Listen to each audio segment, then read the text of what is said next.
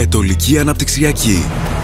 Στο πλαίσιο του επιχειρησιακού προγράμματος Αγροτική Ανάπτυξη της Ελλάδας 2007-2013, εφαρμογή της προσέγγισης Leader, διαδρομή στη φύση και τον πολιτισμό της Ετωλείας, η Ετολική Αναπτυξιακή καλεί τους ενδιαφερόμενους τελικούς δικαιούχους, υποψήφιους επενδυτές, φυσικά και νομικά πρόσωπα, αγρότες και μη αγρότες να υποβάλουν προτάσεις για χρηματοδότηση επενδυτικών σχεδίων. Στο πλαίσιο της πρόσκλησης εκδήλωσης ενδιαφέροντος χρηματοδοτούνται μονάδες μεταποίησης, τυποποίησης αγροτικών προϊόντων, επισκέψιμα αγροκτήματα με μονάδα διανυκτέρευσης, μονάδες διανυκτέρευσης, μονάδες εστίασης και αναψυχής, επιχειρήσεις παροχής υπηρεσιών εναλλακτικού τουρισμού. Η επιχορήγηση δύναται να ανέλθει έως 60% του συνολικού κόστους της επένδυσης πλην των μονάδων μεταποίησης τυποποίησης που επιχορηγούνται κατά 50%. Καταληκτική ημερομηνία υποβολής των προτάσεων είναι η 21η Δεκεμβρίου 2012. Το τοπικό πρόγραμμα υλοποιείται σε περιοχές των Δήμων Ναυπακτίας, Ιεράπολη Μεσολογγίου και Καρπενησίου.